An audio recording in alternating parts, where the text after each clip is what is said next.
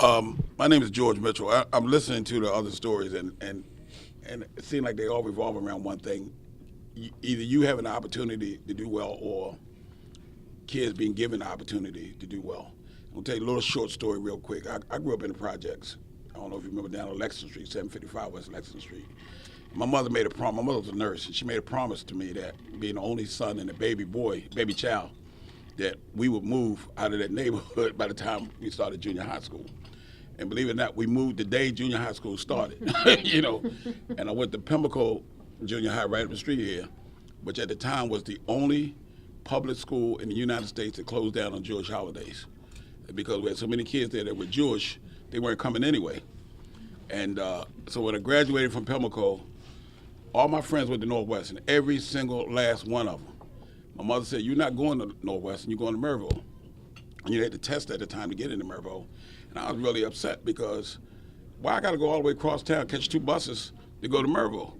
And because she had done her homework, and it was a vocational technical school, and you're not going up there with them hoodlum friends of yours at Northwestern. So I went to Maryville and, tried out for the football team during the summer. And of course, you made the football team. So there was a guy there, and this is the story. There was a guy there, Edward Niels. He was my homeroom teacher. So when I came to class, he already knew every child in his homeroom class. His policy was that every child had to play a sport. Every child had to be involved in an after-school activity like the Key Club or student government or something. It was an absolute must. There wasn't no choice on it. So he knew that I already had made a varsity football team, but I wasn't involved in anything as far as the school is concerned. And he said, "You're going to have to get into something, young man." I said, "What do you mean? I'm playing football. What else you want me to get into?" So he says, "No, you got to join the Key Club." I didn't even know what the Key Club was. You had to join the newspaper. You had to do something. And believe it or not, there was only two black kids in the class, myself, and the other person just happened to be my cousin. He wasn't doing anything. He wasn't playing no sports. He ended up transferring out. So I was a little upset. And so the day of class, first couple weeks of class, I didn't participate. I was like really upset. He called me at the class one day. He said, in fact, I fell asleep in class one day. So he said, "Don't you fall asleep in my class again. In fact, you stand up." So I said, "Look, I'm not going to fall asleep again. I don't want to stand up." He said, "I didn't ask you what you wanted to do. I told you to stand up." So I stood up, embarrassed, because here I'm the only black guy in class now, and people kind of laughing and so on and so on.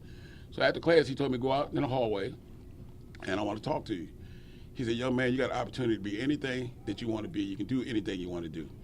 And not knowing at that time, he already spoke to my mom. And he directed me. He said, "You do exactly what I tell you to do. You can be one of the best students that ever graduated from this school." And I always go back to that because I could have went in the wrong direction right then. And here's a guy who was a white guy, older guy. He took an interest in me, and he gave me the opportunity to do what I wanted to do as far as school was concerned. I mean, I found out that education is very important. I ended up getting, of course, my degree from Morgan, and I got a degree from St. Leo University, and then I went to Alexander Proudfoot School of Leadership, and the whole 9 yards. And he said, "George, whatever you do in life, when the opportunity exists, you go for it. You go for the gusto."